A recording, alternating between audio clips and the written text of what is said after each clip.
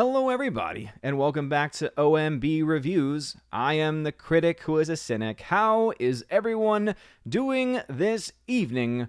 Welcome back to the One Man Low Council and to episode 244 of the Welcome to Asgard podcast, because yes indeed, this show is uploaded as a podcast, which reminds me, big shout out to Toph Morris, who continues to be a $5 backer over on Anchor.fm, which directly supports the podcast. So thank you very much, good sir, for that. And of course, shout out to all of the members on the YouTube channel, all of the Patreon and Subscribestar members as well, who help keep the channel afloat. It really does mean a lot. And also, for the second night in a row, greetings to the Odyssey fam. Yes, indeed, I have found a way to be able to stream, quad stream, to YouTube, to Periscope on Twitter, to DLive, and now to Odyssey. Still, a few hiccups to fix, and I talked to the Odyssey fam before the stream went live because of the way I have it set up. Again, there's this thing with the audio where they can hear me before the stream. It's the best way for me to be able to have the intro go as smoothly as possible. But anyway, shout out to anyone who is watching over on Odyssey tonight. And if you in the future want to watch on Odyssey, it is now a viable platform for you to be able to watch streams on for as long as the streaming is working. Last night we did the Raven Awards, or rather, 2 nights ago on Sunday we did the Wednesday Raven Awards. It was a great success, and the people who were there for the most part had very little issue other than just slight delay in the video and the voice, which can't be fixed at the moment as far as just my own technological mind being able to figure that out. But anyway, hello to the DLive fam, to the Odyssey fam, and of course, to the YouTube fam as well. And speaking of which, let's say hello to some peeps before we talk about how the Oscars ratings have plummeted 60%. Yes, 60% to an all-time low number. Pretty abysmal numbers. I did a video breakdown of those numbers just a few hours ago on the main channel. But anyway, over on DLive, we've got Phonemo and Captain Dean Heiss. Hail to both of you. Over on YouTube, we got Laura. It's a short story. How's it going? She was here early, and she said, 3 waiting. Who are my hardcore peeps? Yes, indeed. Thank you, Laura, for being here. Orange Eye Reviews, what's going on, good sir? He is a member on the channel. We got Sonopoopus Cuber, who says, hello, humans and other quitters. How is it going for you, Snortopoopus? Glad to have you here. The Wake Down in the chat as well. Sicer Neons. We got Tina B in the chat. What's going on, Tina B, Empress of the Universe? Always glad to see you here as well. We also have Mossberg. What's going on, Mossberg? Welcome to the chat. He was here at 6:50 and said, hey, Odin, saw Demon Slayer this weekend, and it was so refreshing to see a film with plot, humor, heart, and heroes. Can't wait for Japanese cinema to take over Hollywood. Yeah, I mentioned that in a box office breakdown video I did for the Geeks and Gamers channel. It's either live now or will be live at some point today or tomorrow. Demon Slayer, in its American, or rather domestic opening weekend, almost beat Mortal Kombat. And that's with Mortal Kombat actually doing better than what the projections had for it. So Demon Slayer is indeed, as you say, it's taking over the world. It's already set a record in Japan as the highest grossing Japanese film, beating a film known as Spirited Away, which for those that don't know that movie, it is huge in Japanese culture. Again, it's just a very, very big name when you talk about Japanese films and the greatest Japanese films of all time. So this film, Demon Slayer, has already beaten that movie in Japan, and it almost got the #1 spot in the US box office as well, which is definitely very impressive. Now, I probably won't end up ever seeing the movie because I feel like I would need to have seen the previous anime series or potentially have read the manga to understand it, because I believe it's a continuation of the story, which is one of the reasons why it did so well, was because it tapped into a huge fan base, pre-established fan base, and was able to get them to turn out in droves. But anyway, yes, I know exactly how well that movie has done internationally, and especially opening weekend here domestically as well. All right, we got ZK Man. What's going on, ZK Man? We missed you on Sunday. Missed you for the Chosen of Valhalla live stream. He says, "Hey, how's it going? Hope everyone's having a great day. Hope you are having a great day." And then says, "Just a reminder that you are all awesome." Yes, indeed. Every member of the Asgardian family is truly awesome and amazing. We got Father Christopher Miller. Hail to you, Father. He is the chaplain of the channel. Says, "Hail to the chat. Not on long tonight." Well, Father, that is nothing new. You are usually here for a little bit. You disappear, and then you usually come back right at the very end of the stream. Golden Ration, what's going on? I saw that you tagged in here. What's going on? Hope you are doing well. Who else is here? We got Rosie G12. What's going on at 6:57? Saying, "Hail Odin and chat." Hail to you. The new number 2, also known as Dean Heiss, who's also over on D Live, jumping over on YouTube to say hello and greetings to the people. Matthew Highland here, GMonkey76 in the chat. 13th Warrior, who's a member, says, "Good evening, everyone." Good evening to you. We got Bryant Barth in here as well. James Dashier, what's going on? Kevin Street, hail to you. Queen Elizabeth, what's going on? Bryant, as far as Anthony Hopkins is concerned, I don't really care about the Oscars, but I will say I think the fact that they structured their entire ceremony to end with Best Actor instead of Best Movie, because I honestly think all of them assumed that Chadwick Boseman was going to win Best Actor posthumously, and then they could have this huge moment and make a political statement about it, because apparently the show was filled with a lot of like anti-police rhetoric and talks of racism and things like that, which is really not surprising because that's kind of been the theme for the last year and a half or so of what's been going on in the public sphere. And the Oscars always do that. They always take whatever the current political trends are and then they just shove it down everyone's throats. But it didn't happen. Their plan didn't actually unfold the way they thought. And instead of Chadwick Boseman winning it, it was Anthony Hopkins, who I think is a great actor, and he's one of the few honest actors. He himself said, "Why should you care about what I or any other actor says? Actors are stupid." So, yeah, shout out to Anthony Hopkins. I wish that award you won actually meant something these days, but hey, you're still awesome. Pat S., who's a member. Hail to you, Pat S. Glad to have you here. Max P123ABC says, "Happy midnight." Yes, indeed. I know in the UK it's always pretty late whenever we start these streams, but thank you for joining even just for a little bit. It always means a lot for the UK brethren to show up in the chat. Anyway, let's go ahead and see who else is here. I already got the Pat S. shout out. Not Another Dime, who's also a member. Thank you very much for being so supportive. Tina B always has a lot to say when it comes to the Oscars and it comes to the nonsense that they like to push forward. ZK Man says, "About to go view this on Odyssey and see what it looks like." Yeah, I mean, it's going to look basically the same, with the only difference, as I said, being some audio-visual not matching up completely. ZK Man over on Odyssey. So again, shout out to the 4 Odyssey fam right now. Says, "Take a moment to come here and send love on Odyssey." Well, thank you very much, ZK Man, for showing up on Odyssey. Again, I think the stream's coming through pretty well for the kind of the jerry-rigging I had to do in order to get it to work.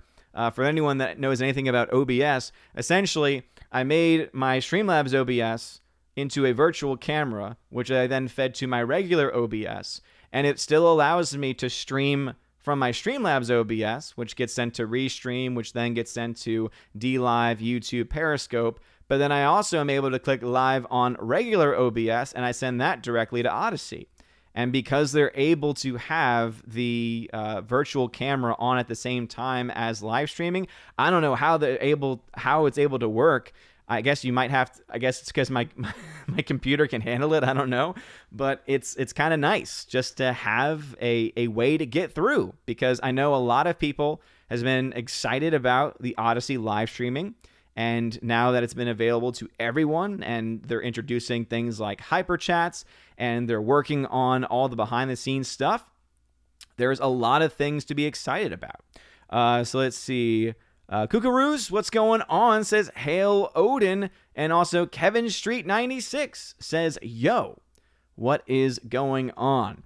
Yeah, if we start to have a big crowd go over to Odyssey, we'll have to find a way to be able to go through the chats, because I don't know if there's the same feature where if you tag the channel who's hosting, if it shows up differently, or if it, highlights or anything like that. But anyway, thank y'all thank you Odyssey fam for joining the experiment. Going now over to the D-Live fam, we got Captain Dean Heiss, who has just sent the 5 ice cream donations. Thank you very much for those ice creams, Captain Dean Heiss. I know that you always enjoy the singing over there that you get when those ice creams are donated. Always appreciate it.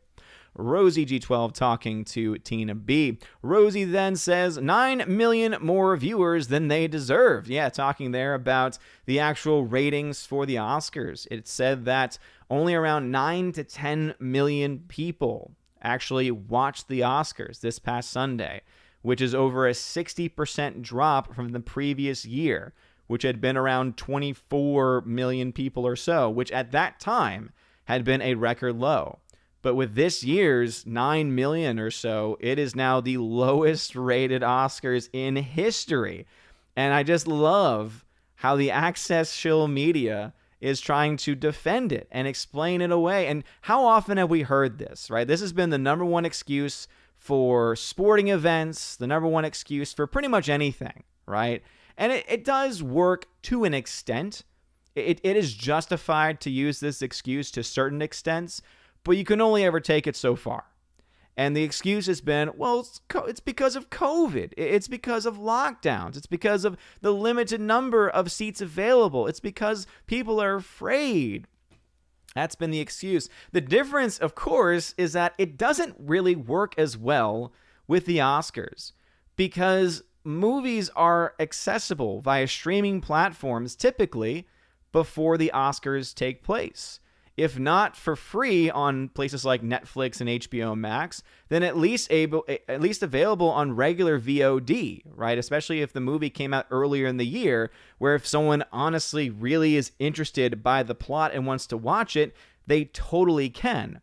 All this really shows is that they have been able to isolate their audience so much that they are only left with people who don't really care about movies, who don't really care, for the most part, who don't really care about stories and narratives, but rather care more about political agendas and quotas, and that's why they're still tuning in, right? Basically, all this shows us is, okay, there's still around 9 million people or so, and again, obviously, it's not 100% of those 9 million, but around a huge portion of that group, I imagine, we're tuning in for the woke identity politics. Is most likely the case. But as you can see, in comparison to the 24 million and then the 40 million that they've had years prior, shows you the vast majority of the original Oscars audience didn't care about that. And the thing about this new audience that they're trying to go for and they're trying to build up, they don't care about movies in general. They don't care about rich people, awarding themselves and patting themselves on the back. People are tired of it. People used to watch award shows to escape.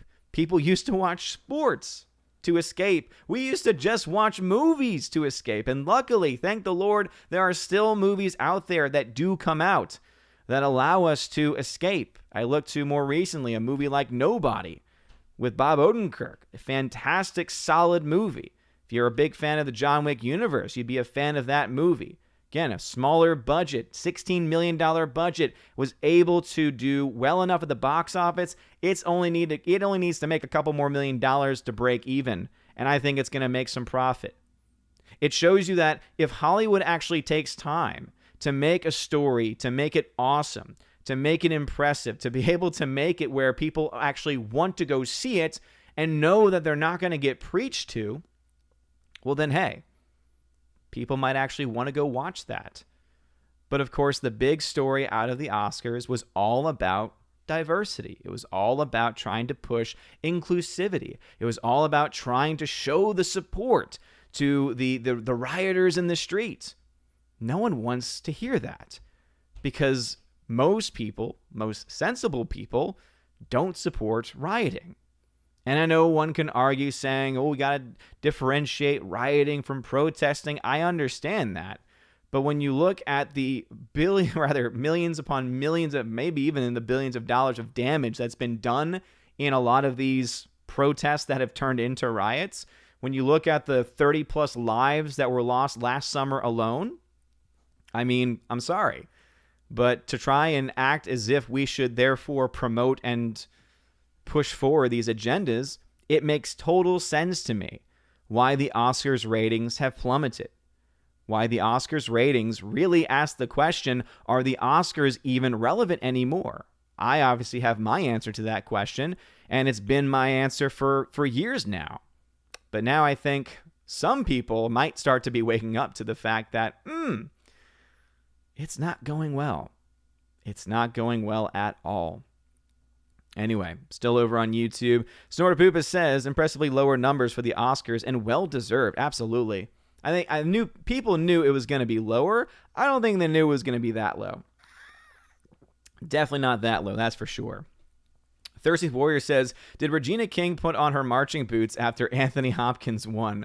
I don't know about that because I haven't really seen any. The only clip from the Oscars that I've actually seen was I was watching The Real BBC earlier. Shout out to Heels versus Babyface. Shout out to Az and shout out to Nerdrotic, to Gary, because they showed the clip of Frances McDormand screaming and howling rather like a wolf in honor of her friend. Which was quite interesting. Now, don't get me wrong. I mean, she's a very interesting person in general, so I wasn't really that surprised when I saw it.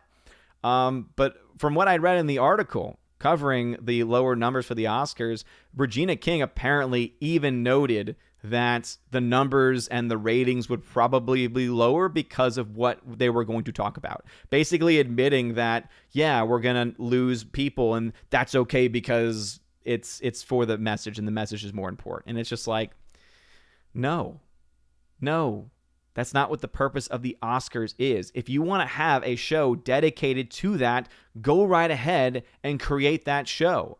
Go ahead and create something new from scratch and say, this day, every year, we are going to commemorate people. We are going to commemorate specifically members of the Hollywood, machine who have been promoting social justice, promoting films about social justice. You can create that event.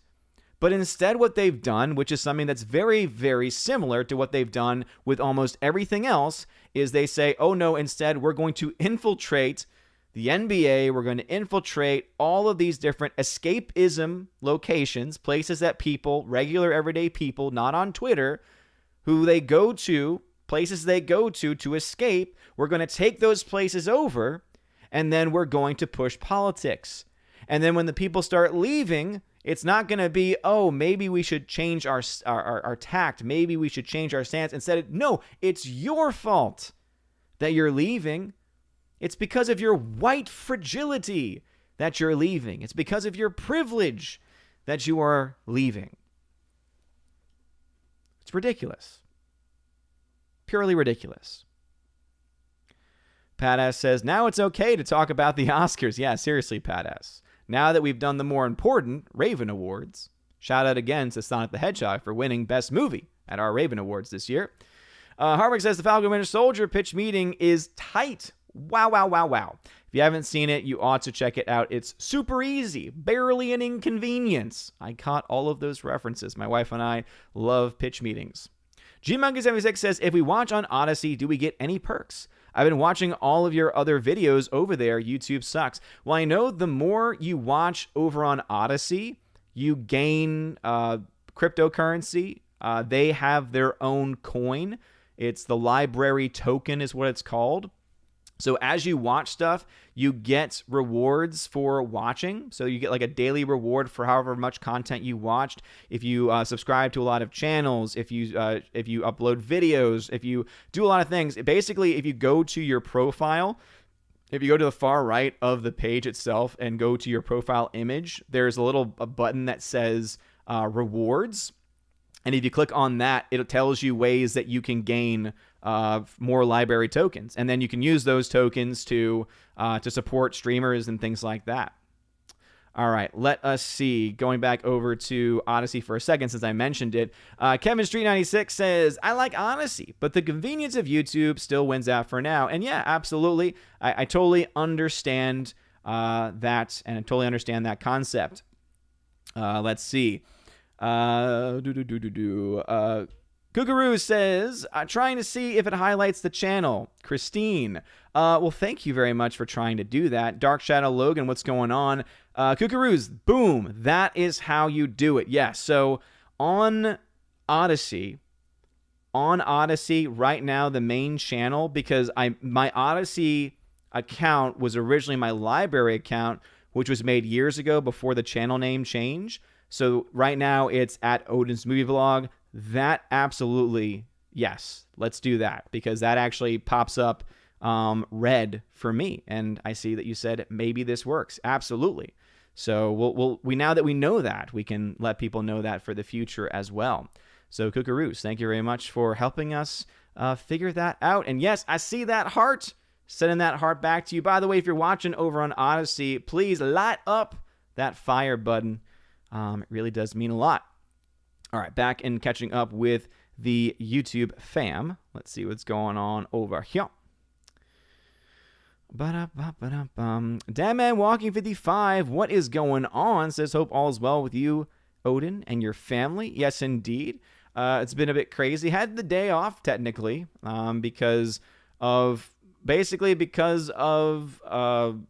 having to follow the CDC guidelines with schools. As you all know, it's been a crapshoot all year with schools. We have to be at home for at-home learning for the next few days. So today was our off day, catch-up day. So I was able to get a lot of my schoolwork done earlier and get the new schedule in, because we got to do online classes for the rest of this week going into Monday. And then we'll be back in person on Tuesday, which obviously is a bit of an inconvenience, especially with the fact that we're very close to the end of the year, but we'll make do. You know, it is what it is. There are certain things that are out of our hands for the most part. So let's see. Slicer Neons, what's going on? Says Drunk 3PO just crossed the stream. Something about his dinner date with waifu Gina. No, he will not be excommunicado, because that was scheduled well in advance. And also anything that he does that covers the Gina Carano situation, I think is absolutely worthy of having a stream crossing, because Gina Carano is bae. She's awesome. She's a supporter of free speech. She's a supporter of freedom in general, and she's a friend of Drunk 3PO, and they went to dinner together, and that's awesome. So shout out to Drunk 3PO for doing that. Speaking of which, 7 minutes ago, James donated $1 via Streamlabs donation. Thank you very much, James, for doing that. He says, do you think films that get nominated for Best Picture now are films that nobody has seen? The last film that I know of that won Best Picture that people saw was Lord of the Rings, Return of the King. There are some years where nominations at the Oscars definitely are movies of at least a more mainstream type, films that people had seen before. I think this year you could have, I don't even remember all the movies that got nominated at the Oscars this year. I just didn't really care for them. But, you know, you had movies like Mank, which I know a lot of people didn't see, but it was on Netflix. So there was more accessibility to a movie like that.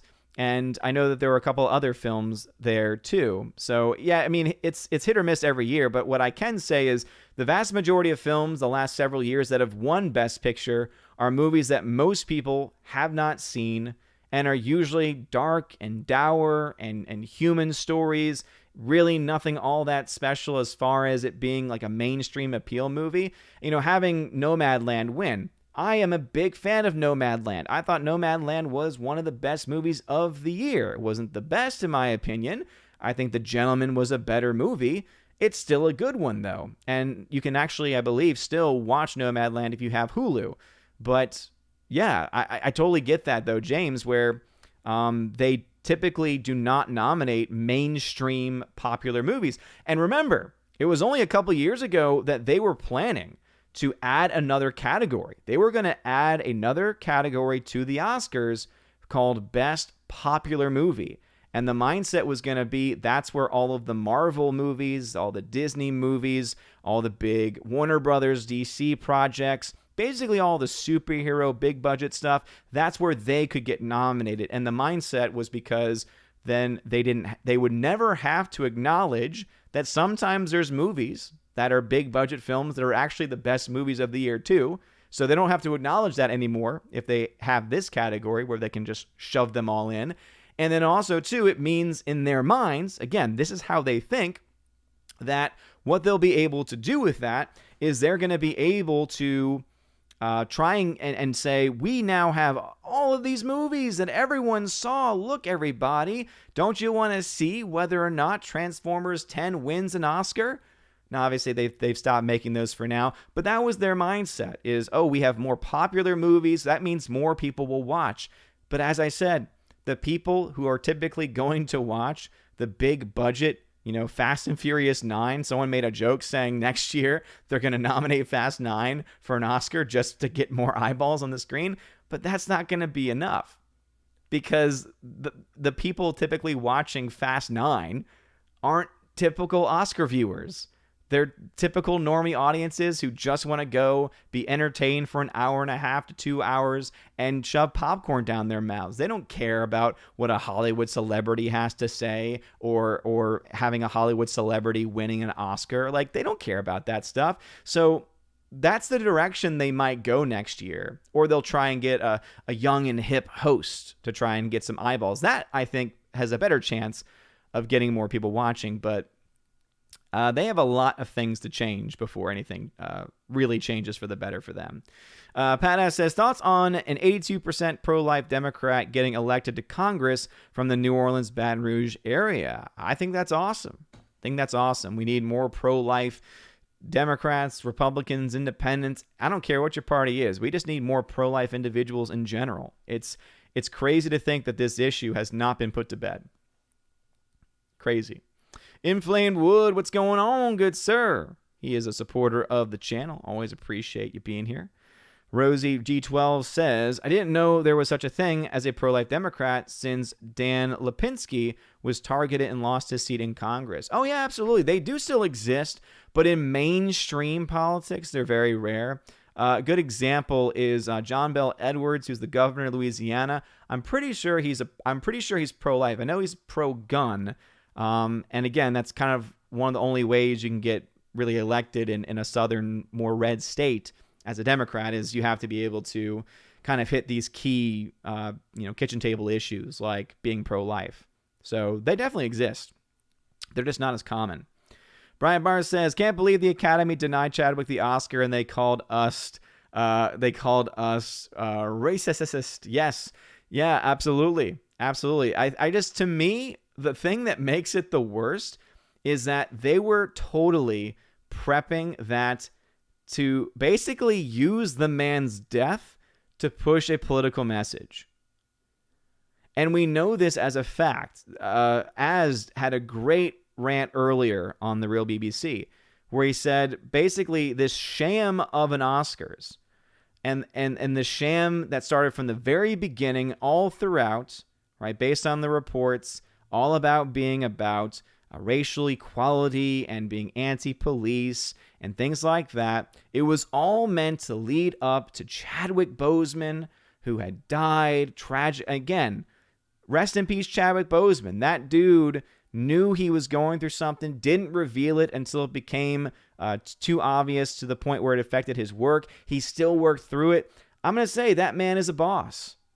Mad respect to Chadwick Boseman, who didn't seek sympathy from everybody, who didn't make excuses, and the fact that he just kept working with it and kept it secret, that to me is a sign of a strong person. And so I'm always going to have a level of respect for him for that reason. The issue, though, is that the people who were putting the Academy together this year and getting the awards set up and getting, when certain awards were going to come out, they made the clear decision that Best Actor should be last. There's no reason, logically or historically, to have Best Actor be the last award you give. That's always Best Picture. It's almost always, and again, I'm sure there's some historians who can correct me, but Best Picture is almost notoriously the last award to be given, right? It's the big kahuna of the awards. It's what is the best movie of the year. That's a pretty big category in general. But instead, they made it Best Actor. And the only reason why, and you don't need much of a brain to realize this, is that they firmly believe, the person's organizing it, that Chadwick Boseman was going to win, that they were going to have someone accept the award on his behalf, and that there was going to be some ending powerful speech about racial justice and equality, and they wanted that to be the cap of the show. They wanted that to be in the newspapers. They wanted that to continue the narrative. Because that's all they care about. They don't care about equality. They don't care about actual justice. All they care about is the narrative, because it's what gets them paid. It's what gets them the attention, and it's what gets them paid. It's what gets them the ratings. That's all they care about. Whether they're in Hollywood, whether they're in the media, that's it. That was what it was all for. So they essentially were trying to use the death of Chadwick Boseman, which is disgusting in and of itself, that they would use a man's death to try and prop up an agenda. And it backfired in their face.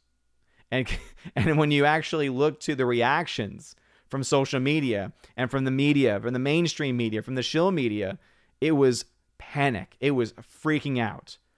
An old white man won the award, stole the award, they would say, from poor Chadwick Boseman, who's not alive to defend himself. All the while, they are defaming his legacy by trying to use him as a prop. Because that's what they were doing. They were using his life and his death as a prop. And that's disgusting. If that is not enough for you to say, yeah, why in the world would I care about the Oscars anymore? I don't know what would. I don't know what would convince you at that point. Snortapoopa says, Anthony Hopkins is usually good on his roles. I didn't see that particular movie, though, so I can't really comment on his performance. Yeah, it's a movie I've heard of for a while, for specifically his performance in it, and I want to see it. I've heard The Father is the movie that he was in. I've heard that it is fantastic, and I cannot wait to be able to watch it, because it sounds like it's an amazing performance. Anyway, the chat has jumped on me like it always does. Please, if you're on YouTube, smash that like button, please. It looks like a few minutes were skipped, so some comments may have been skipped. It's around 7:15 in the chat, where the chat left off. Let me check over on the DLive fam. DLive fam looks like they are just hanging out, having a good time. Thank y'all for the love and support. Let's see what's going on over on the Odyssey fan. Thank y'all still for doing and hanging out. See, Dark Shadow Logan says, I'm on both live streams, checking both out. There just seems to be a slight delay in Odyssey from YouTube, but that is to be expected. Exactly. And as I said, the reason why is because the microphone is direct. The video feed is coming from the other OBS to this one. So that causes a slight delay.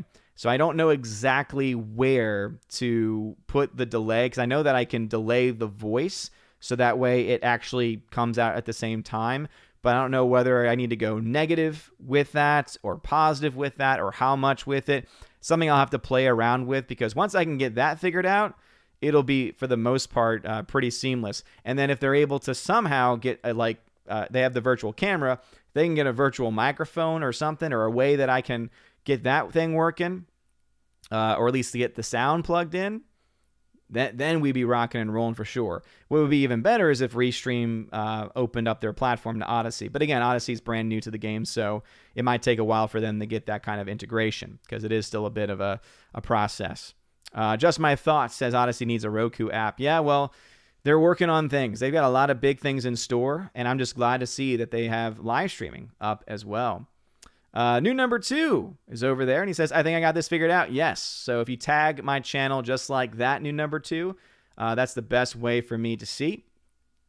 And yes, for those hitting the fire to heat the stream, heat up that stream. Absolutely. So yeah, if you look below the video, you'll see there's a little fire icon.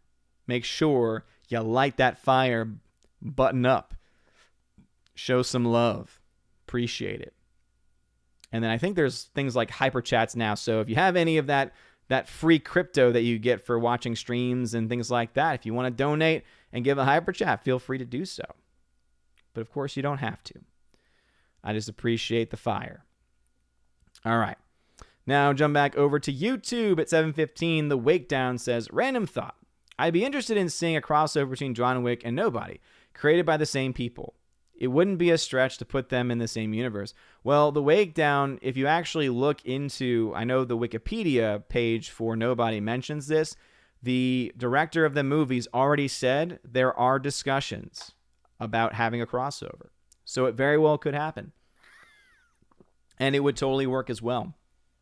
Stephanie B, what's going on, Stephanie B? Glad to have my other Valkyrie here tonight. Pat S says, people 16 to 24 rate movies 5th for entertainment, video games, and online interaction rate higher. Even episodic TV streaming rate in the top 4. Forget that was a reference to. But anyway, thank you still for being here. Rusty Shackelford, glad to have you here. Pindrop 1984, what's going on? Just Joe 47, hail to you.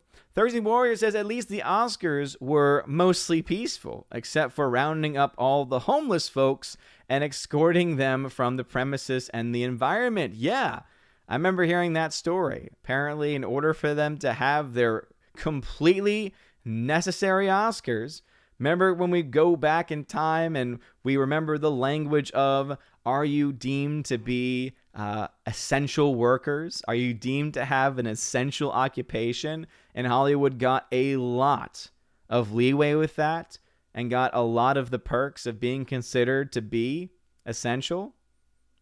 Yeah, apparently the homeless people, who many of whom are likely drug addicts, likely people who have been abandoned by their family, either from their own fault or some external fault.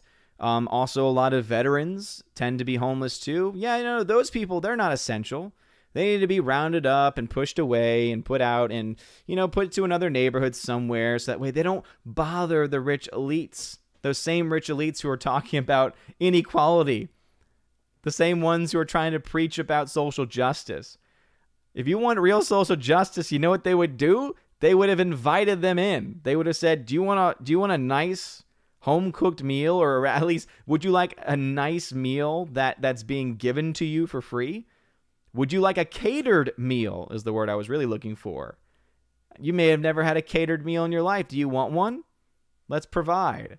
Let's put our money where our mouth is. But of course, they don't. They never do. And even when they do put their money where their mouth is, it's usually for show and doesn't actually do anything. It's like, ooh, I went to the steps of the Supreme Court in America, in a free country, and I gave my opinion. Ooh, good for you. There's no risk in that. That's not brave. Now, it would be brave if you flew over to another country overseas. If you flew over to another country, go over to Iran and talk about social justice, talk about religious freedom, talk about all the things you want over there, and see what happens. That, to me, would be the sign of a true brave person. But they wouldn't do that.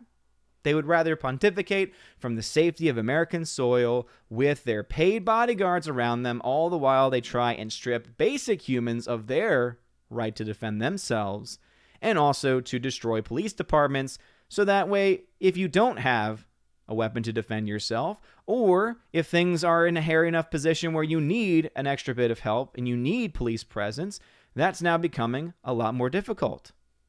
But again, these loud mouthpieces in Hollywood, they don't care. They don't care one bit. And that's why Ricky Gervais, years ago now at this point, when he gave that speech at the Golden Globes, when he said, y'all need to shut up. Y'all have no idea what real life is like. Y'all have no idea what you're talking about. So just take your award and shut your darn mouth. That's obviously the clean way of what he said. But seriously, it's ridiculous. Snortapoopa says, a human howling like a wolf is cultural appropriation. That's for sure. Super Anime Gamer says, hey, what is up, my dude? What's going on? Christine B. Fernandez, welcome to the chat. Pindrop 1984, welcome back. Mex ASC, dude, it's been a while, says, of course the Oscars are no longer relevant. The cake is a lie. There are only cookies. These are facts. Glad to have you back, good sir. Patass says, sorry, but that In Memoriam was disrespectful. I didn't even watch that. Sometimes, at the very least, I'll, after the fact, look for it just to pay respects to some people that we oftentimes forget were lost over a year. But I remember it was the year, I think it was Jack Klugman, I believe, who was left out. Like, there were some big names left out. And it was like, so ridiculous. Anyway. All right, who else we got here over on the YouTubes? Just Joe 47. I don't know if I shouted you out or not. Hardwick, why are you still up on Falcon and the Winter Soldier? We're talking about the Oscars ratings plummeting in the box office, man. Lord almighty. We're not talking about Falcon and the Winter Soldier tonight, man. I agree, though. The first scene in the first episode is fantastic. It started off strong, but Kara Tharp says, it was sometimes hard to watch the NHL last season because of the BLM nonsense. And that was the one sport, Kara, that I thought for sure wouldn't fall into it. But somehow, some way, hockey did. Thirsty Warrior says, the SEC has initiated proceeding against library. Are the tokens Odyssey uses? Yes, and that's why if you ever go to Odyssey, they typically will give a warning, like, hey, help protect. And I think they're trying to get people to like sign a petition or trying to get people to show them support. Yeah, I don't know why. I don't see the problem there, to be perfectly honest. So anyway. Alrighty here. So Dark Shadow Logan, there we go. I think that's what the hyper chat is. Boom. Hyper chat from Dark Shadow Logan. Thank you very much, good sir, for the hyper chat. He says, I already did a tip, but I will try the super chat out here. Hi, Odin. Hope all good things come to you and your family. Many thanks to you, Gary, as comics, and so on, for all the great, honest content. Well, thank you very much, good sir. Yeah, I think if you just tip, I don't think it shows up completely. I'm going to go back. Yeah, nothing showed up in the chat for me. So it looks like you do have to go through, I guess that's the hyper chat option. But yeah, thank you for testing out the hyper chat option. And I did see the message. Boom. There you go, man. Thank you very much. Dark Shadow Logan, legend, good sir. And thank you also for shouting out those other amazing content creators. Gary, of course, as Comics Division as well. And of course, we got to shout out people like RK Outpost, Ryan, Geeks and Gamers, Midnight's Edge After Dark, Tom, every person, everybody. Again, it's a great family over there. All right, back over to the YouTube's Orange Hat Reviews says here, Odin's thoughts on Timple's comments about, I have not seen his comments. I saw his initial comments on the Winter Soldier, and I understand from a point where he's coming from, but I think he ignores key other parts of the show that prove that that's not the case. So, and I'll give you a clear example. When you have Bucky essentially apologizing for being white, you can't defend that. I'm sorry, you can't defend that. The Wake Down says, holy expletive, that's how Odyssey works. So they pay you for watching. What if you're a content creator? So they pay you for watching, again, as a reward system in order to gain your own crypto. Then you can, of course, buy their crypto as well, and then you can donate that crypto to content creators as well. For me, I think I get a small little token, like a part of a token for every viewer I have over on a stream. I've only done the one stream so far, and so based on what I saw, it looked like that for every viewer I had, they just automatically credited me a small amount of token. And then, of course, if people donate tokens during the stream or give hyper chats during the stream, that's also another way. The cool thing about Odyssey is that they don't take a cut of it. They don't take anything. YouTube takes 30%. Tiger Stripes, I saw this mentioned about Odyssey. So Odyssey is an app. It is also a desktop. Like, you can go to it on a browser. It is essentially YouTube, but it's an alt-tech version of YouTube. It still has, obviously, some ways to go. It is a different format, but it's not an app, as it were, in any unique sense. It's similar to how you were to go to YouTube and make an account and search for videos, things like that. It has the same type of functionality over there. So, see, Alice McCarthy says, howdy, Odin. How's it going? Sorry, can't stay. Just got the new house about an hour ago, and that truck ride was death on my back. Hashtag Alex Sleep. Well, dude, congratulations on getting to the new house, and welcome to the land of the free down in Texas. And thank you still for stopping by. Soul Assassin says, did you hear about the Reading Rainbow dude saying cancel culture doesn't exist? Yeah, I saw that clip making the rounds just the other day. So I don't know. Again, I always like to know the full context of what was being said, but it just sounds like someone in Hollywood or someone, I think he was on The View too, so maybe he felt compelled to make the arguments because of who he was around. But in the end, yeah, to try and argue that cancel culture doesn't exist or to rename it something else is just ridiculous. Hardwick, again, we're not... I don't usually like to skip members' comments, but we're not talking about that show tonight. So it's not even close. Pat S says, Odin treats platform apps like Pokemon. Gotta catch them all. Not exactly, because now there's a move. Geeks and Gamers is trying to move over to, what's it called? Locals. And I initially looked into Locals, and I decided against it because my Patreon members are happy on Patreon. People who don't want to do that have Subscribestar, which, again, has its faults, but it's still something. It's an alternative, and the people who are on there have been on there for a while, so I figured that for the most part has worked for them. To throw in Locals would just be another thing to add, and that also would drive me crazier as well. It would be a little bit too much for me to handle. I'm amazed that I'm able to handle the the 4 streams at once, the 4 comment sections at once.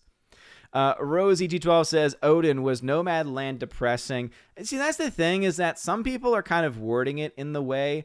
I wouldn't say it's depressing. I would just say it's not a happy-go-lucky adventure movie. It's a very real human story about a character living life and, finding beauty in life, but also, of course, living life and all the things that come with it. So I would say that it is not, basically, it's not a complete depressor. Like, it's not a complete depressing movie, but it's definitely not one of those, oh, you feel really good by the end of it either. If I had to compare it to something, I would say it could be similar to movies like Leave No Trace, Winter's Bone. I'm trying to think of something else. Chloe Zhao, who directed this one, also did a movie called The Rider, which I think was similar too. So it's just a human story, and so it's not an exciting movie. That's the big thing. It's not an exciting movie. It's not an action movie. It's not a riveting comedy. It's not a quirky comedy or quirky black comedy. It's just a human story. And so I guess some people view that as being more depressing. But for me, I'm like, I liked it. Because I appreciate good writing. I appreciate good acting. I appreciate those technical elements. And I just think that there's a lot of sequences and shots and moments in the movie that are beautiful. So I'm a big fan of it personally. Snortapoopus says, Oscar nominations have become pretty good guides to which movies are not worth seeing. In a certain way, yes. Yeah, absolutely. But not always. There's some good... Again, Mank was nominated, I believe. Mank, I thought, was solid. Mank would be in that same category as Nomadland as well, where it's not the sexiest movie, and by that I don't mean, you know, sexy by the way that most people understand it, but it's just not the most exciting of films, but it's well done. It's just well made.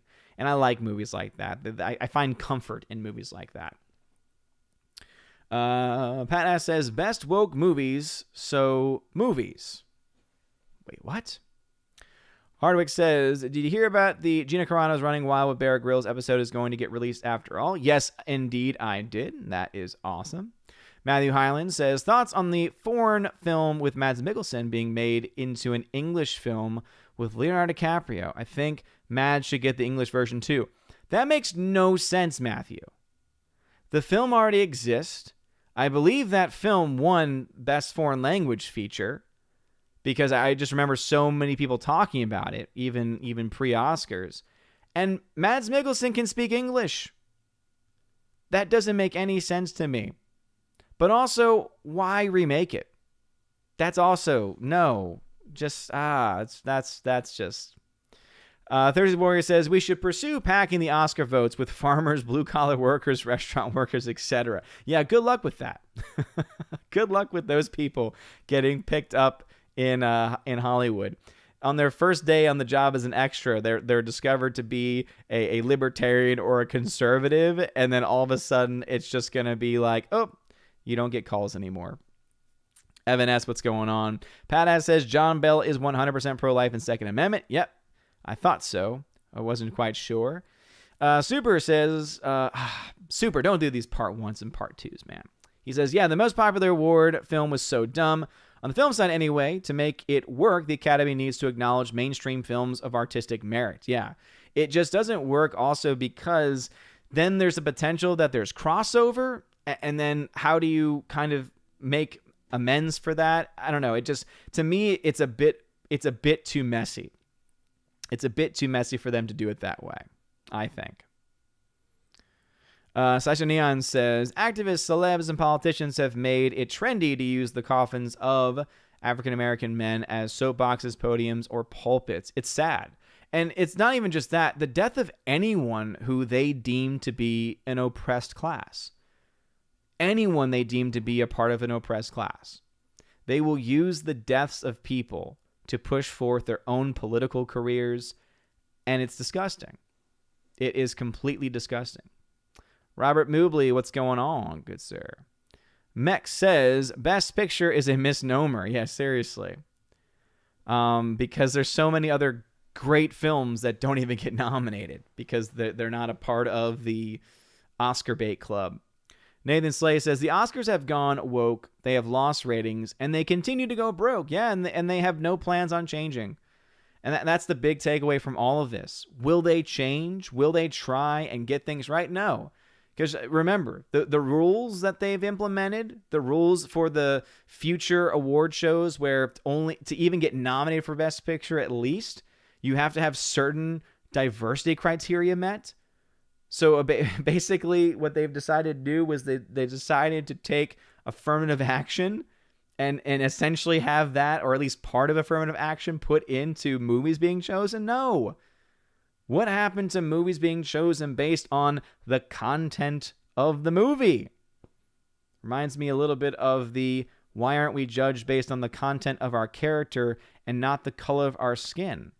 Why was an entire award show changed in structure to have Best Actor be given at the end under the appearance and expectation that it would go to someone, and it would go to someone they wanted it to go to purely because of the color of their skin? Again, these are questions that we need to ask. Andrew Hayes. I wasn't even aware the Oscars happened this weekend until after the fact. A lot of people weren't. There were so many people this year who mentioned either in chats, in comments, in just regular conversations in school. There were other teachers that were talking. They were like, I didn't even know and realize that the Oscars were going on. And yeah, you're right. A lot of people didn't know. I only knew because that's when the Raven Awards were, because it's a boycott of the Oscars. Rick Hunter, welcome to the channel. Pat S. says, nothing like using a dead guy to make your point. Stay classy, Hollywood. Yeah, seriously. And it's not the first time that they've done it. They constantly will use anything and everything to make a political point. All right, so the chat has jumped on me like it always does to around 732 in the chat. All right, 732 in the chat, so some comments may have been skipped, but if you left at any point, please do not repost. I would appreciate that. Kevin Street 96, thank you very much for continuing to watch over on Odyssey. And to the 8 people watching on Odyssey, thank you again for the support. If you have a comment or question over on Odyssey, please just tag the channel, which over there is at Odin's Movie Blog. Probably will try and create one that will allow it to be seen as Odin Question or OMB Reviews. That way it's not as confusing. But anyway, beginning of your comment at Odin's Movie Blog, and then it'll highlight for me and I'll be able to get your comment. Or if you can, hyper chat. If you have any extra library tokens or anything like that and you want to hyper chat, that also, if you attach a message to it, is another way that I can see it over there. So again, thank you to the Odyssey fam for watching over there. All right, now to the D-Live fam. Again, giving love to all of my peeps tonight. Can you feel the love tonight? What's going on? Let's see. Daniel Thorne says, give it a few years and the Raven Awards will have more viewers than the Oscars. I wouldn't go that far. We're a small channel here, and I feel like we've definitely reached a peak point, and I'm okay with that. I'm okay with that because the amount of effort I would need to put in to really push the channel to further growth is time and energy I don't have. So I'm happy. I'm happy where we are. I'm happy when I'm able to get videos out. Do plan to see more videos over on places like Park Hoppin', because I am still a part of the Geeks and Gamers team, and I was able to talk to Jeremy today because I feel bad because I feel like I've not been contributing as much as a lot of the other people. And so one of the ways that we think we can try and make it work is to do some news coverage, some box office news, or not box office, some theme park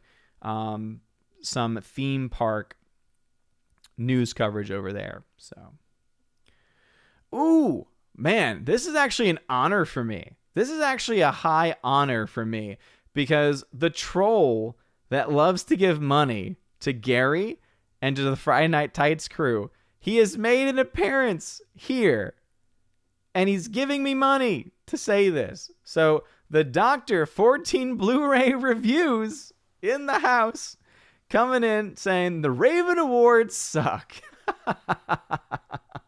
Well, thank you for your money, as you said that comment. I appreciate it. If you want to give more, go ahead and give more, man. Oh, man. I didn't even know that you knew who I was. Again, I'm honored just to even have you here. And here's the other thing, Dr. 14 Blu-ray Reviews. I bet you didn't even watch the Raven Awards. Oh, man. I love it. I love it. I love it. I love it. All right. And then catching up with D-Live, Daniel Thorne says, Native Americans are an oppressed class, yet they are they blacklisted the woman who Marlon Brando sent to decline her Oscar, and she brought up injustices against Indians and the battle at Wounded Knee. Yeah, and that was also a time when Hollywood was a little bit different as far as the political makeup and structure, I think. So, yeah, it's kind of just interesting how Hollywood has a long history of pushing people out for not going along with the narrative. It's interesting how that works. Very, very, very interesting how that works. All right, so before getting back to the YouTube chats, figure I can just show you some of the things that we're talking about tonight. We've already mentioned them, but I do like this article. I covered it on the main channel, but from Michael Starr of the New York Post, just again, shout out and kudos to you, good sir. Putrid Oscars ratings throw telecast future in doubt. And it's just the language he uses in here is great. It says, memo to TV execs, the Oscars are dead. Sunday night's nail in the coffin Oscar cast plunged to an all-time low of 9.85 million viewers. And it says down almost into an incomprehensible 60%. from last year. I love it. I love it. I just think it's fantastic. And to talk a little bit about box office, again, a full breakdown can be seen over on the Geeks and Gamers channel. Again, that will be up at some point. If it's not up there already, it'll be up there later today. But anyway, Mortal Kombat made $50 million in its opening weekend. That is internationally. It made around 23 million domestically, which actually is several million more than the original projections. So again, already outperforming what many had thought. Godzilla vs. Kong also continued to make some money as well. And based on the current numbers right now, Mortal Kombat's around negative $51 million. Big thing there is that it has not gotten any China money yet. So most of that money is money that they will indeed be able to get back. Whereas the $406 million that Godzilla vs. Kong has made, a lot of that still, like $180 million or so of that, came from China, where they get a much smaller percentage. And so even though it says negative 56 million and there's a chance that they could break even at the box office, my low projection, which again can still be off since obviously COVID times, make these numbers and these predictions a lot more up in the air, especially with the way that movies are being released nowadays. Still say that the movie could potentially make as little as $6 million in profit, as much as $129 million. At this point and at this rate, I doubt it'll get this number, but I know that it still needs to get released in a couple of other countries where it could still make several million dollars, and could probably chop this down a bit to where if you were to take in other revenue streams that it could make up for it in the end. And then this one is actually exciting because this is right now the total for Nobody, which is a great film with Bob Odenkirk. $38 million total for that movie as of last I checked today. And that means right now it's only about $1 million in the red. So very likely that movie will break even at the box office. And if it doesn't, that $1 million will not be hard to make up in Blu-ray, 4K sales, things like that. Also, it just goes to show you, Hollywood, this is what happens when you take a $16 million budget, put a good script behind it, a competent director, and just make even just a little bit of profit. Guess what? You can make some money. You may not make massive amounts of money with the much bigger projects, but hey, look at the story here. This is Wonder Woman 1984. Negative $200 million. That's the story. This is Soul. Negative $155 million. I actually like that movie. So make the smaller budget films, tell good stories, and guess what? You might be okay. All right, back to the... let's check out Odyssey to make sure everything's okay. Boom! Odyssey fam still doing well over there. All right, so back to YouTube.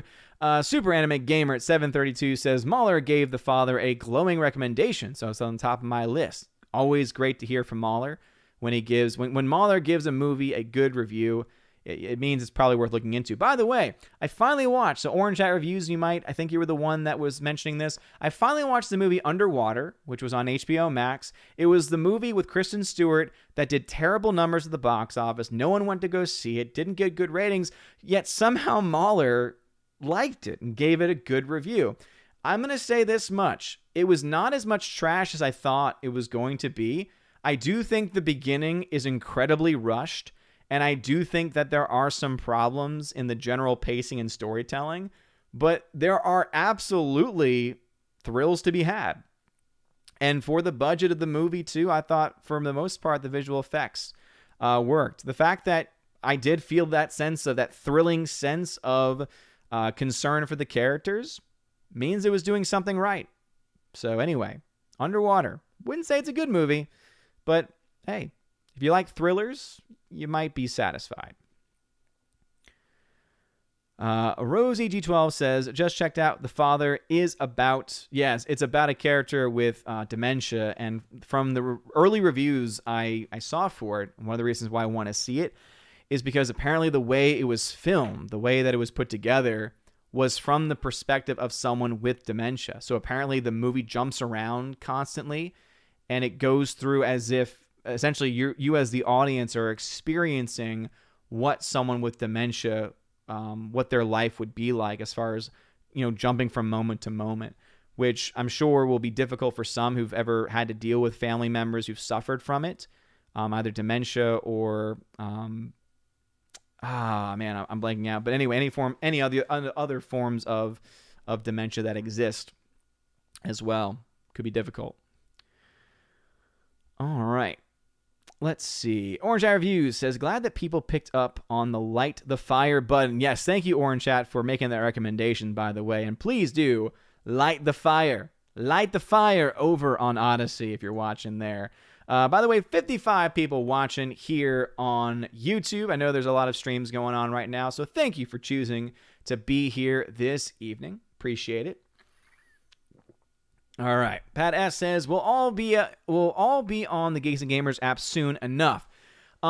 We hope. I know that there's been a lot of issues with the app, and it's been a roller coaster. There was a time in which it looked like the project would be scrapped. It looked like they were making some headway on it, and it seems like it's moving in another direction now. So nothing is official on this. So again, this is not any major announcement. That's not my place to make it. What I can just say is that the future of it is up in the air, because there's just a lot of anyone who knows anything about app development, knows anything about basically being entrusted with the accounts of hundreds of members. Keep that in mind, right? That Geeks and Gamers having this transition over. I mean, they have responsibility for a lot of information, and when you open it up into an app forum, it leaves a lot more potential for things to get accessed, and so there's a lot of questions. So it's still up in the air, but anyway, could be. Stephanie B, thank you for letting them know how to contact me. If you're on YouTube, just type Odin Question, all one word, Odin Question. It'll highlight orange on my screen, and that means that you will be able to have your comment read. And the closer we get to the end, though, I'm more likely to move to members only, but I'll always let y'all know once I've done that. Slicer clears throat. Champion of Asgard, tier, force, hand wave. You will get right on it. Yes, I know, Slicer. I know. There's a lot of things that I still need to do. Hardwick says, I want to see Bob Odenkirk play a one-eyed Norse starship captain. I want to see him just play anything. I like the dude. He's good. Hey, the Slay. The fact that the Academy was going to use Chadwick Boseman as a tool for a narrative is disrespectful to Chadwick himself and is despicable. Yeah, just like when they try and do that with anybody as well. When they try and use any person. It's ridiculous. It's disgusting. Blake St. Clair, what's going on? Real Life High School. Welcome to the chat as well. Soul Assassin is here. I don't know if you had shouted you out yet or not. Mech says, I hope they don't put their money where their head is on the wrong end. Yeah, I definitely hear that for sure. Let's see. Pat S. says, give the homeless your marching boots. Yeah, pretty much. Seriously. Give them something other than kicking them out of where they're living. Orange Chat says, chances Viola Davis was actually switch her heels for marching boots is laughable. I'm willing to bet she cares very little about George Floyd. She only cares about being seen as caring. Oh, I didn't even know that is that a thing that happened? Did people put on marching boots? That's, oh my gosh. Oh, man. That's just upsetting. It really is upsetting. I mean, it's like no one cares what you and your millions of dollars and your security and all of that stuff you have. No one cares about what you have to say on this. Because in all likelihood, you don't know what you're talking about in general, because you're probably using talking points that have been fed to you by people who are giving you false information. And then also on top of that, what you're probably doing is you're just playing the game as a pawn in people much higher up than you. You are just a pawn in the game of the global elites. It's like you think you're high and mighty, and compared to us, you are. But you're at the whim of the elites who are controlling you. How does it feel to be played as a pawn? Because that's what you are. For anyone that did that, for anyone that pushes for all of these various agendas in media in Hollywood, they're pawns, and they're being played like fiddles. Nathan Slay, what is better to you, Ford v. Ferrari 1917 or Once Upon a Time in Hollywood? Ford v. Ferrari is actually a very good film, very underrated, I think. If I had to choose one to watch right now, Once Upon a Time in Hollywood. Tina says, they didn't have Jessica Walters from what I heard. Okay, they left off. That's the other thing. I hate when they make a focus to try, and it's very clear too. And this is for anyone, I hate when the in memoriams try and give special highlights to certain people over others.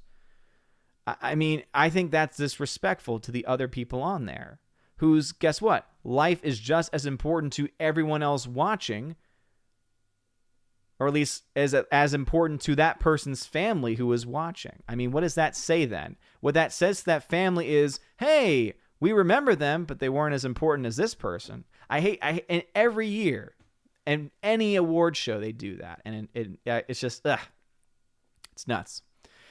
Super says, I still find the idea of hosting it at Union Station hilarious. In addition to everything else, it reeks of how do you do fellow kids to me? See plebeian also ride the trains. Yeah, to be honest, I had really not made the connection that they did it in Union Station. I just remember them saying that they had to reroute like trains and stuff. Again, that just shows you once again how out of touch they are. They take over a place that people use to get to work, to do a job. And Hollywood just comes in and says, we don't care. We have an award show. And we need a nice background for the agenda that we want to push. It doesn't matter that we have these nice giant theaters that we could use at a moment's notice. Gosh, so ridiculous.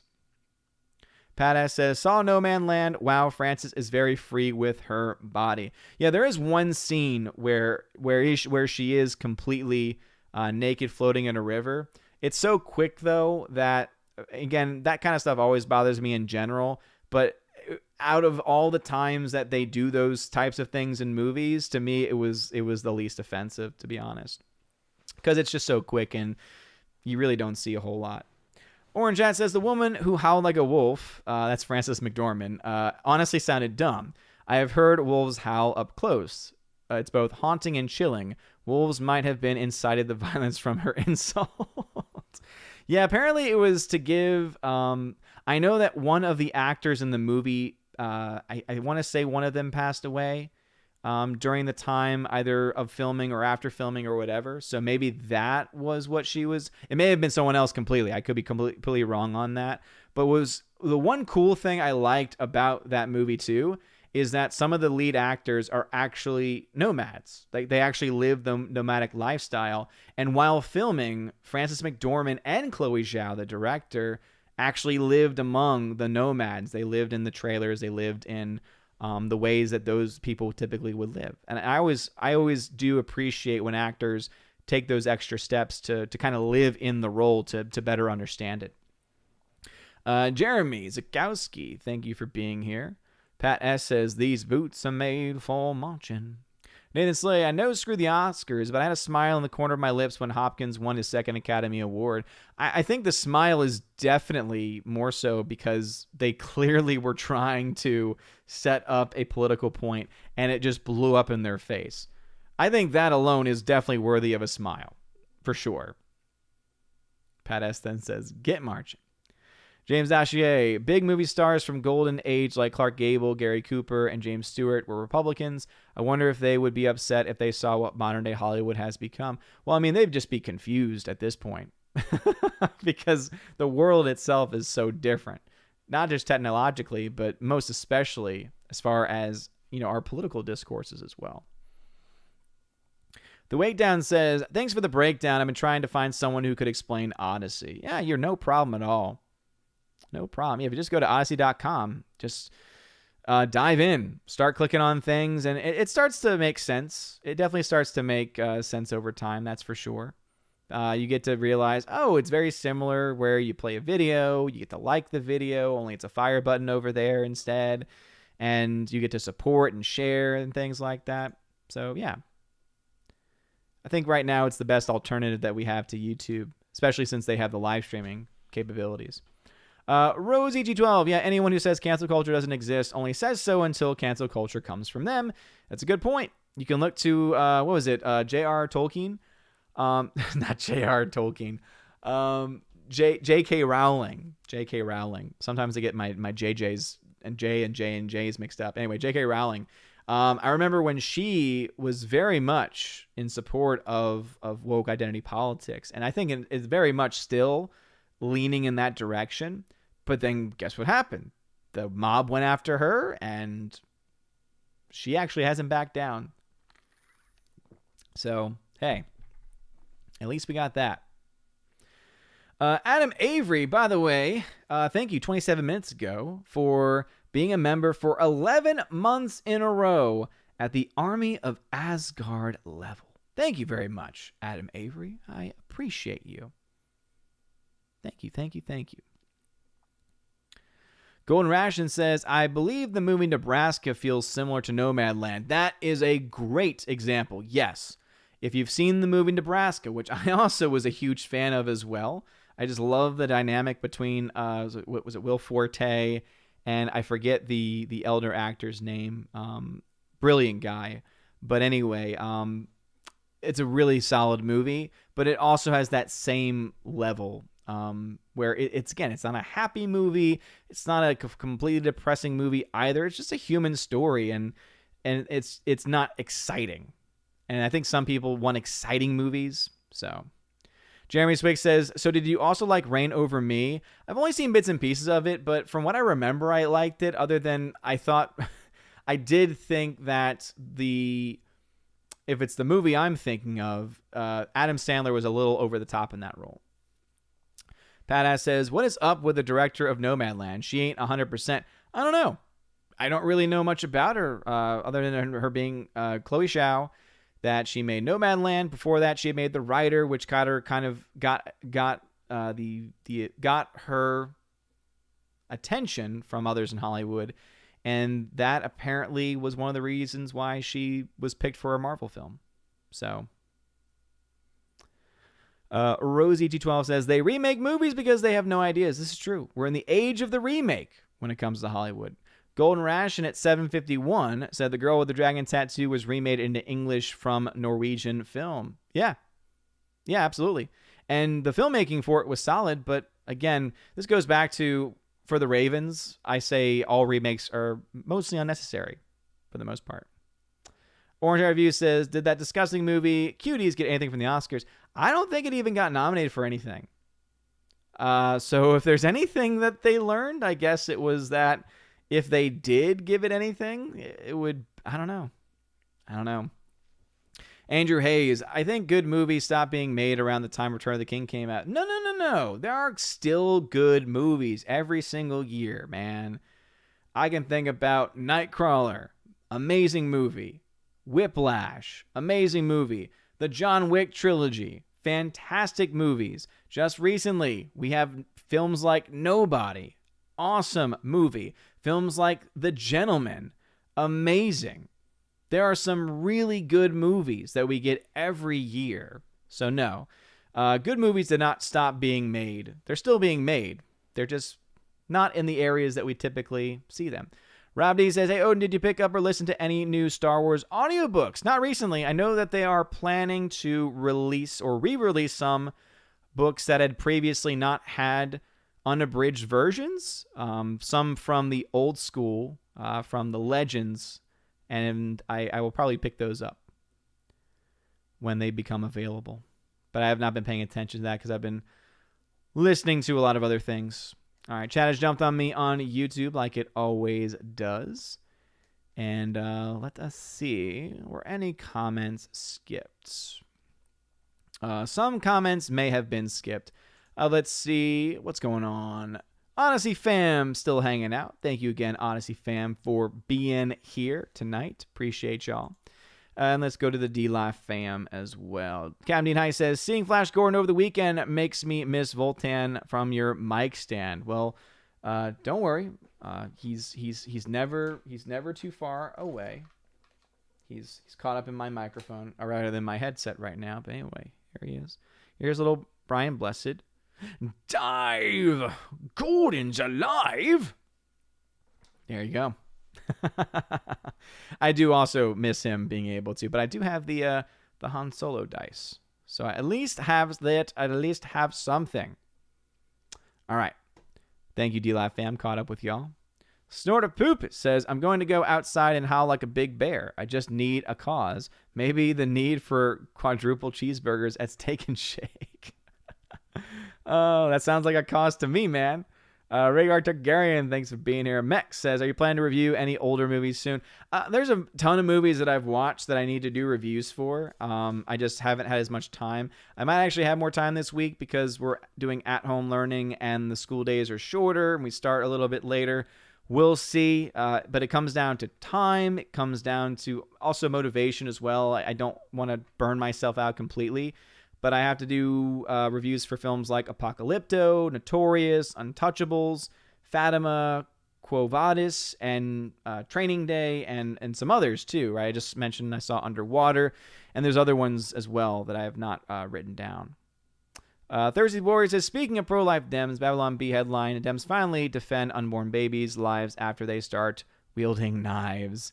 Man, oh man, so crazy. Swedish movie for Girl with Dragon Tattoo. I thought that didn't sound right. ZK Man says Raven Awards is the only reason I knew it was Oscar season. Boom. There you go. Mech says, did you get around to watching The Abyss? The reason why I haven't is because I've always heard the horror stories of the transfer of the film, because I think it's available still to watch on Amazon Prime, but Amazon Prime is notorious as well for always having some of the worst transfers of the movies. And I'm still waiting for that to get released on, I think it's getting released on Blu-ray or on 4K, or one of those two is being talked about. But it's on my list because I've been wanting to see, I've been kind of on a sci-fi kick recently. So I'd be interested in seeing it. It's on my list of things to watch.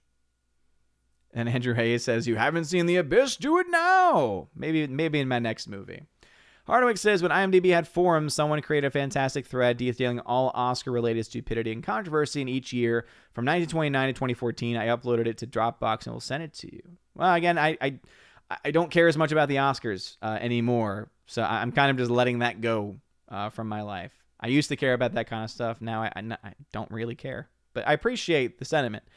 Thursday Warrior says, Odin and his subs, so happy together.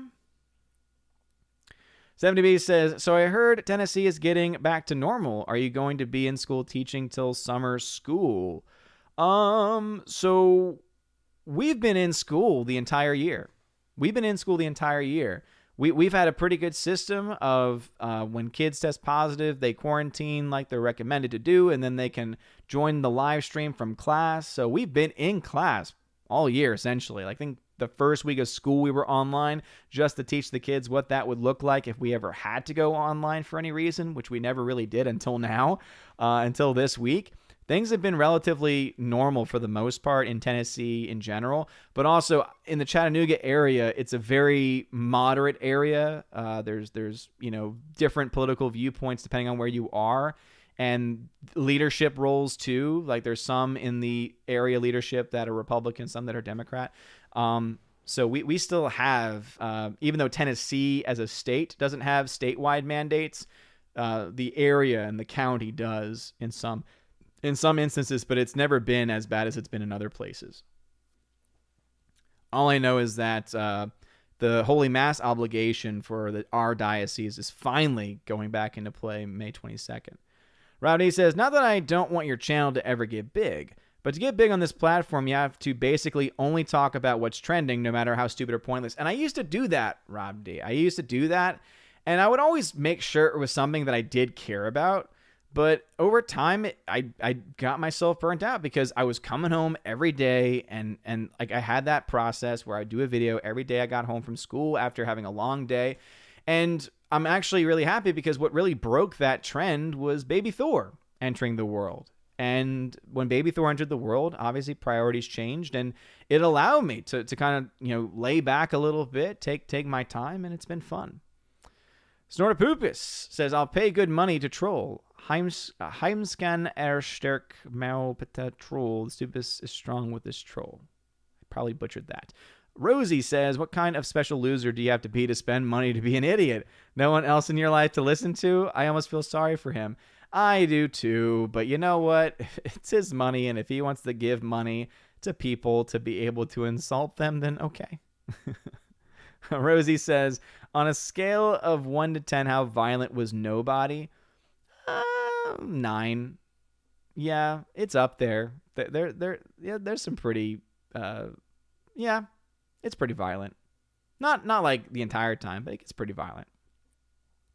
Orange Hat says, wow, we finally saw it. So what do you think of Cthulhu, the big monster? It did look like Cthulhu. I thought he looked okay. I thought he looked fine. I wish that they had gone into more detail, I think, with the background of the monster and going more into those creatures. I don't know. Having the mystery is nice, but it is what it is.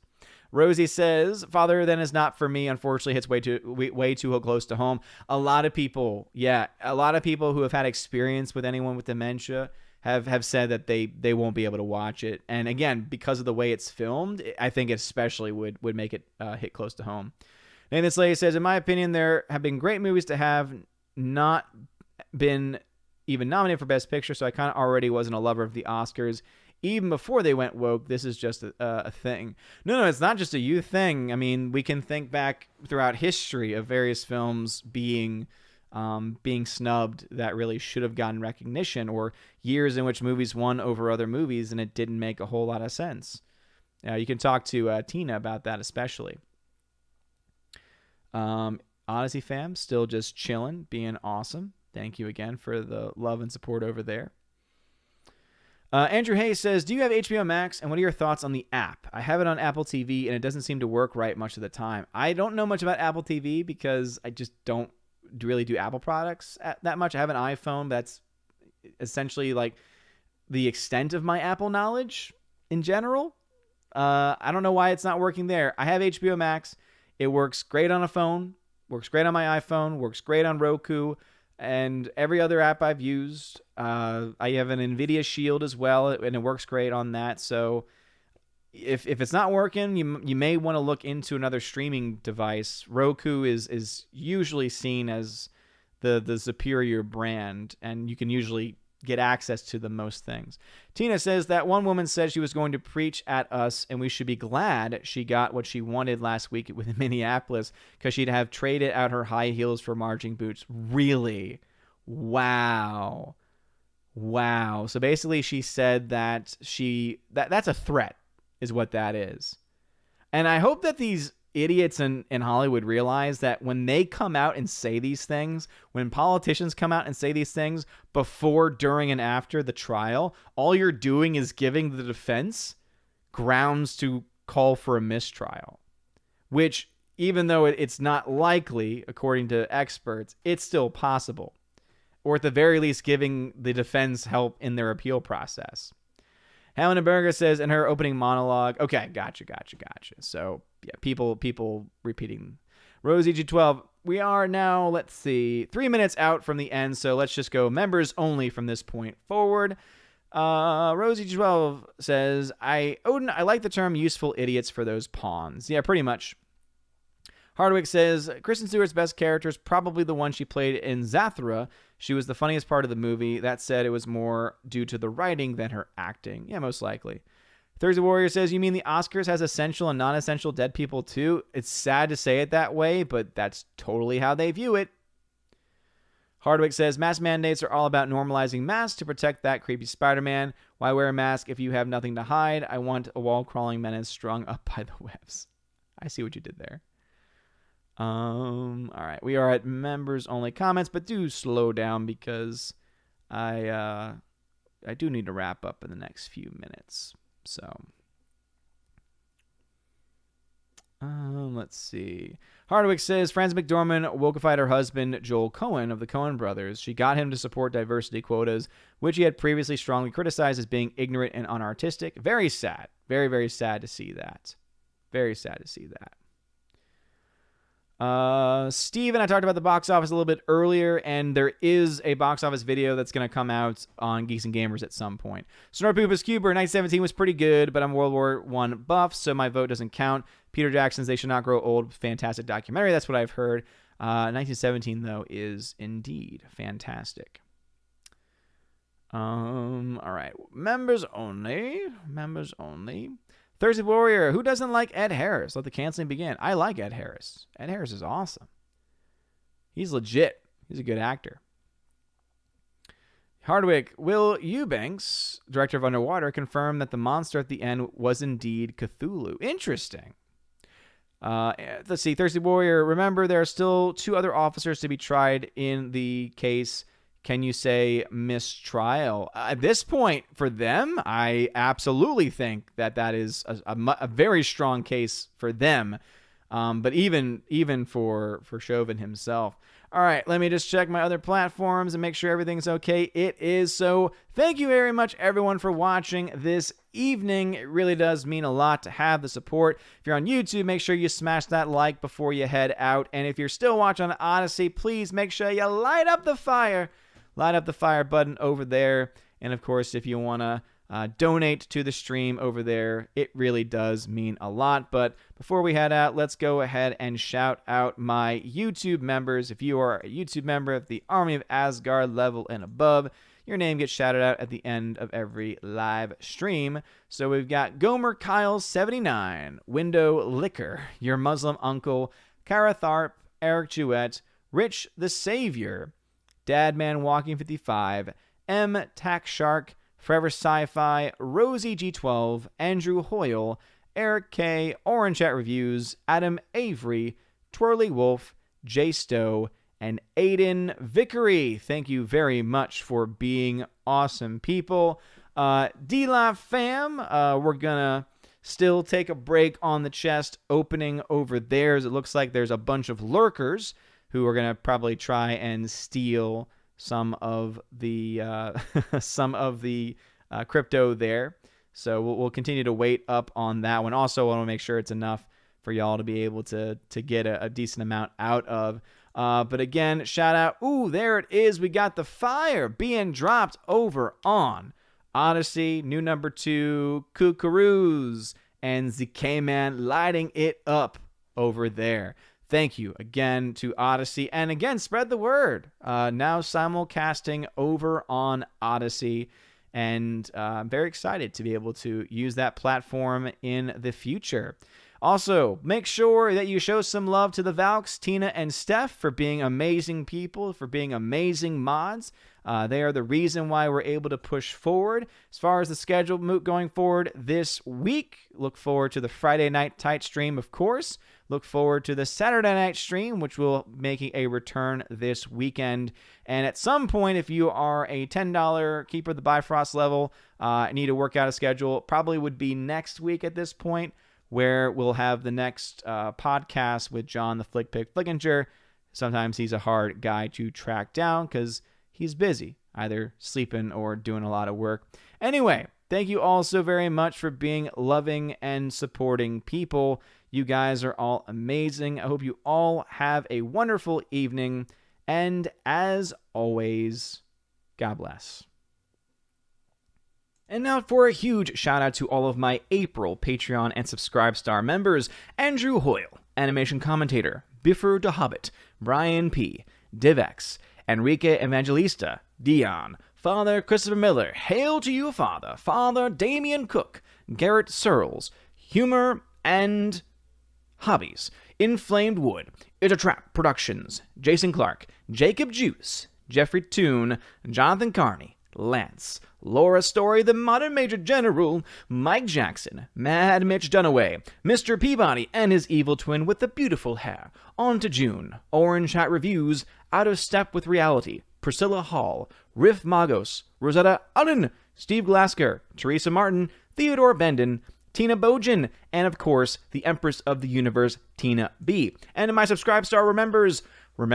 Subscribe Star I did it again. Subscribe Star members: Fast Reaction, Nosferatu Gatsu, Stan 4, John B, Perpetual Punster, Mr. Roy, Glinzer, J. Alex McCarthy Jr., Dean Heiss / the new number 2, J-Rod the Beer Guru, Nevanon G. Adams, and ZK Man. Thank you to all of my Patreon and Subscribestar members. If you want your name shouted out at the end of every single video and live stream, check out the links in the description to find out how to sign up on Patreon and Subscribestar. Also, you'll find out how to get access to things like giveaways of Blu-rays and 4K titles and digital codes, and also access to an exclusive podcast for my Keepers of the Bifrost, and also the Chosen of Valhalla level, where you can not only get all of those things, you also get a t-shirt and get to be featured on a live stream once a month hosted on the OMB Reviews channel. Anyway, if you want to have access to any of those things, check out the links in the description for Patreon and Subscribestar for more information. You guys are all amazing and beautiful people. I hope you all have a wonderful day,